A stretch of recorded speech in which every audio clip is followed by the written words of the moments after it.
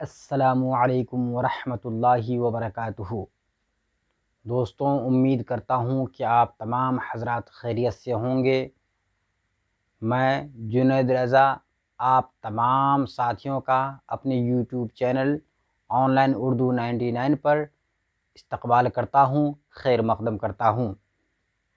دوستوں، نہ کر تقدیر کا شکوہ مقدر آزماتا جا، نہ کر تقدیر کا شکوہ مقدر آزماتا جا، ملے گی خود بخود منزل قدم آگے بڑھاتا جا۔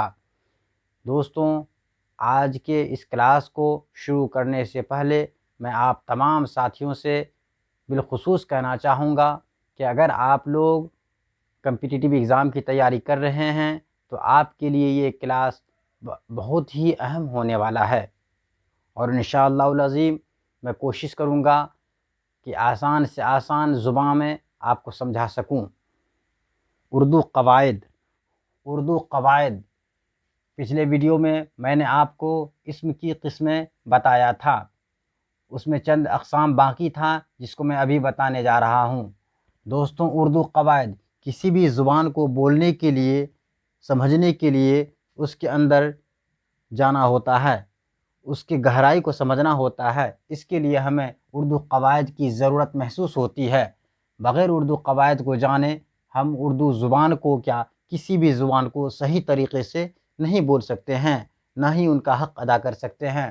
دوستوں، اسی طریقے میں اسم کی قسموں میں اسم مکبر، اس کو لوگ اسم مکبر بھی بولتے ہیں، اس لیے اسم مکبر یا اسم تکبیر، اس کا دو نام ہے۔ اسم مکبر بھی لوگ اسے بولتے ہیں اور اسم تکبیر بھی بولتے ہیں۔ وہ لفظ جو کسی چیز کو بڑا یا بھاری بھرکم کر کے ظاہر کرے، وہ لفظ جو کسی چیز کو بڑا یا بھاری بھرکم کر کے ظاہر کرے اسے اسم مکبر کہتے ہیں۔ ایسے اسم دوستوں، ایسے اسم جس سے کسی چیز کا بڑا سمجھا جائے، بڑاپن سمجھا جائے، بھاری بھرکم سمجھا جائے، ایسے اسم کو ہم اسم مکبر یا اسم تکبیر کہتے ہیں۔ جیسے باغ، ڈھول، پگڑ، چوٹی، خان، کتاب، لوٹا، ہانڈی، گھر، مہاراجا، صدر مدرس، مہادیو، شاہراہ وغیرہ۔ دوستوں، میں آپ کو بتاؤں، جس اسم سے بڑاپن سمجھا جاتا ہے ایسے اسم کو اسم مکبر یا اسم تکبیر کہتے ہیں۔ مثال کے طور پر آپ کے سامنے میں نے لکھا ہے کہ باغ سے بڑاپن سمجھا جاتا ہے، جبکہ باغیچہ سے چھوٹاپن سمجھا جاتا ہے۔ میں آپ کو اس کے چھوٹاپن، ایسے اسم جس سے کسی چیز کا چھوٹا سمجھا جائے، چھوٹا ہونا معلوم ہو، ایسے اسم کو اسم مصغر یا اسم تصغیر بھی بولتے ہیں۔ اس کے بارے میں آپ کو بعد میں بتاؤں گا۔ تو ابھی میں آپ کو یہ بتانا چاہتا ہوں کہ اسم مکبر ایسے اسم کو کہتے ہیں جس سے چھوٹا سمجھا جاتا ہے۔ اسم مکبر ایسے اسم مکبر وہ لفظ جو کسی چیز کو بڑا یا بھاری بھرکم کر کے ظاہر کرے، ایسے اسم کو اسم مکبر کہتے ہیں۔ جیسے باغ، ڈھول، پگڑ، چوٹی، خان، کتاب، لوٹا، ہانڈی، گھر، مہاراجا، صدر مدرس، مہادیو، شاہراہ وغیرہ۔ دوستوں، اسم مصغر کسے کہتے ہیں؟ اسم مصغر کا ہی دوسرا نام اسم تصغیر ہے۔ اسم مصغر کا ہی دوسرا نام اسم تصغیر ہے۔ اسم مصغر وہ لفظ جو کسی چیز کو چھوٹا کر کے ظاہر کرے، ایسے اسم کو اسم مصغر کہتے ہیں۔ اسم مصغر اسے کہتے ہیں جس سے چھوٹاپن سمجھا جائے، جیسے باغیچہ، ڈھولک، پگڑی، چٹیا، خانچہ، کتابچہ، لٹیا، پلیا، ہنڈیا، گھروندا وغیرہ۔ دوستوں، اسم مصغر اور اسم مکبر سے بڑا چیز سمجھا جاتا ہے، بڑاپن سمجھا جاتا ہے، جبکہ اسم مصغر سے چھوٹاپن سمجھا جاتا ہے۔ اس کے مثال کو میں نے یہاں اس طرح سجایا ہے۔ اسم مکبر یعنی بڑاپن جس سے سمجھا جائے، اسم مصغر یعنی چھوٹاپن جس سے سمجھا جائے۔ باغ بڑاپن ہے، باغ کا اسم مصغر باغیچہ ہوتا ہے۔ باغ کا اسم مصغر باغیچہ ہے۔ ڈھول کا اسم مصغر ڈھولکی یا ڈھولک ہے۔ پگڑ، دوستوں، पगड़ कहते हैं जो बड़ा वाला पगड़ी होता है।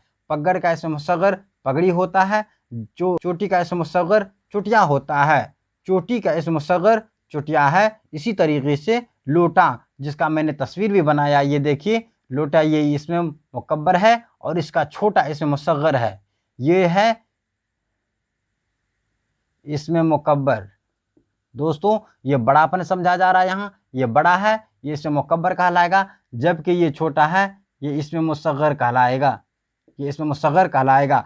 लोटा से लुटिया, इसी तरीके से किताब से किताबचा, राजा से महाराजा, उसके बाद हांडी, हांडी से हंडिया, घर से घरौंदा, घर का घरौंदा होता है, और पुल से पुलिया होता है, पुल से पुलिया।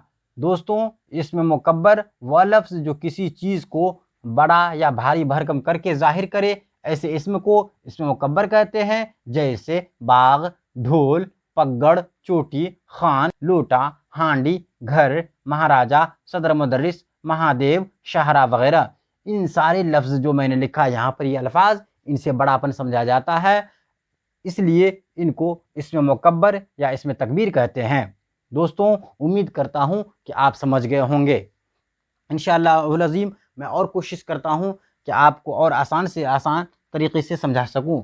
इसमें मुसग्गर किसे कहते हैं? इसमें मुसग्गर वह लफ्ज़ जो किसी चीज़ को छोटा करके ज़ाहिर करे।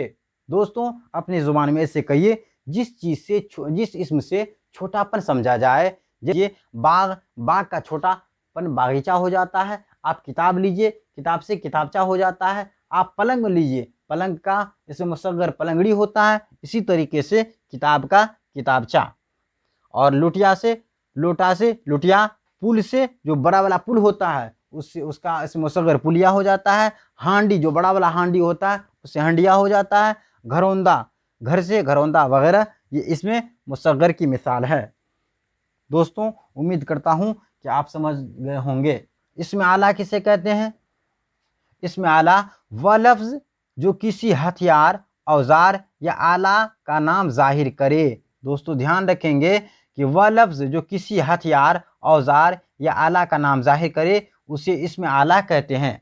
अगर कोई आपसे पूछे इसमें आला किसे कहते हैं, तो इसमें आला उसे कहते हैं जिससे किसी हथियार, औजार या आला या काम करने का जो आला हो, उसे ही इसमें आला कहते हैं। जैसे चाकू, कलम, तलवार, पेचकस, हथौड़ा, छेनी, कंघा वगैरह। दोस्तों इसमें आला काम करने के हथियार को, काम करने के औजार को इसमें आला कहते हैं। जैसे आपने किसान को देखा होगा, वो फावड़े से अपने खेत में काम करते हैं, वो भी इसमें आला है। इसमें आला वह इसमें है जिससे किसी हथियार, औजार या आला का नाम जाहिर हो, ऐसे इसम को इसमें आला कहते हैं। जैसे चाकू, कलम, तलवार, पेचकस, हथौड़ा, छेनी, कंघा वगैरह। दोस्तों उम्मीद करता हूँ कि इसमें आला आप समझ गए होंगे। दोस्तों अब मैं आपको कुन्नियत के बारे में बताऊंगा, जो इसमें की एक किस्मों में ये भी शामिल है। कुन्नियत वतन, माँ, बाप और ख़ानदान के ताल्लुक़ से जो नाम मशहूर हो जाते हैं, उन्हें कुन्नियत कहा जाता है। कुन्नियत किसे कहते हैं? अगर आपसे कोई पूछे कि कुन्नियत किसे कहते हैं, तो आप कह सकते हैं कि वतन, माँ, बाप और ख़ानदान के ताल्लुक़ से जो नाम मशहूर हो जाते हैं, उन्हें कुन्नियत कहा जाता है। दोस्तों आसान लफ्ज़ों में भी आप कह सकते हैं कि ख़ानदान के ताल्लुक़ से जो नाम मिलता है, ख़ानदान के ताल्लुक़ से जो नाम मिलता है, रिश्तेदारी की बुनियाद पर जो नाम हमें मिलता है, उसे हम कुन्नियत कहते हैं। और कुन्नियत को पहचानने का सबसे आसान तरीक़ा है कि उस किसी भी नाम के आगे अगर आपको अबू लिखा मिल जाए, इब्न लिखा मिल जाए, बिन्त लिखा मिल जाए, लिखा मिल जाए, तो आप समझ लेंगे कि ये कुन्नियत की मिसाल है। जैसे इब्न मरियम यानी ईसा अलैहिस्सलाम, इब्न मरियम यानी ईसा अलैहिस्सलाम का जिक्र है। इब्न मरियम यानी ईसा अलैहिस्सलाम यानी मरियम के बेटे।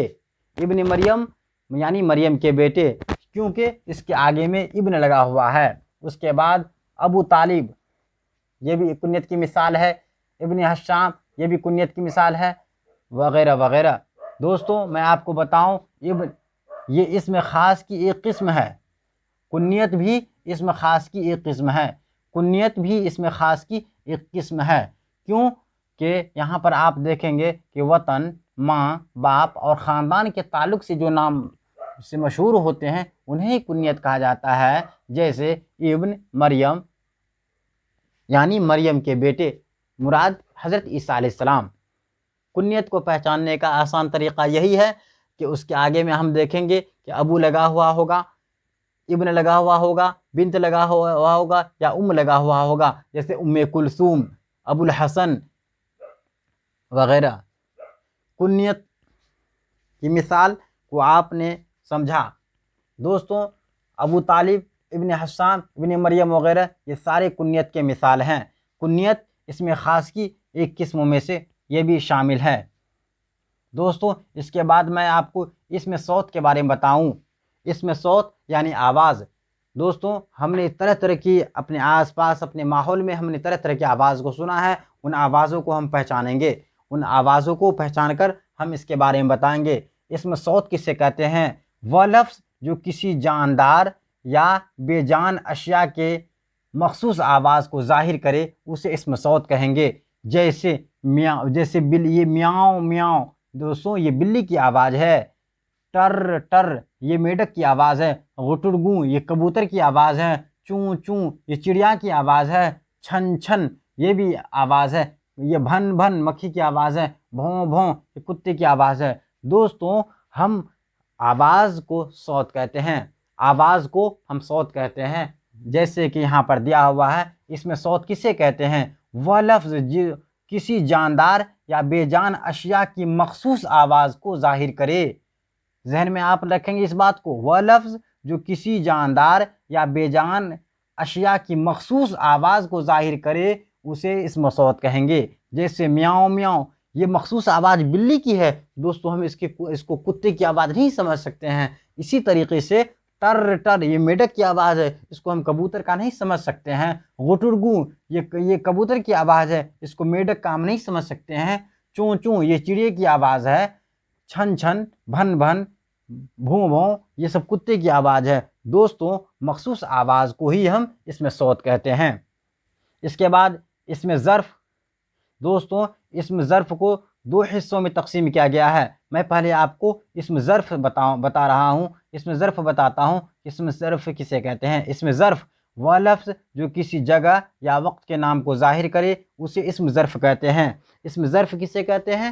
وہ لفظ جو کسی جگہ یا وقت کے نام کو ظاہر کرے اسے اسم ظرف کہیں گے۔ اس کی مثال اس قدر ہے، جیسے گھر، کتاب خانہ، جیسے گھر، کتب خانہ، چوراہا، اسکول، صبح، شام، دوپہر وغیرہ وغیرہ۔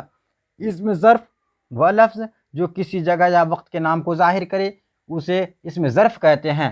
دوستوں، اسم ظرف کسے کہیں گے؟ وہ لفظ جو کسی جگہ یا وقت کے نام کو ظاہر کرے اسے اسم ظرف کہیں گے، جیسے گھر، کتب خانہ، چوراہا، اسکول، صبح، دوپہر، شام وغیرہ اسم ظرف کی مثال ہے۔ اس کے بعد میں آپ کو بتا رہا ہوں کہ اسم ظرف کو دو حصوں میں تقسیم کیا گیا ہے۔ اسم ظرف کو دو حصوں میں تقسیم کیا جاتا ہے۔ ظرف مکان۔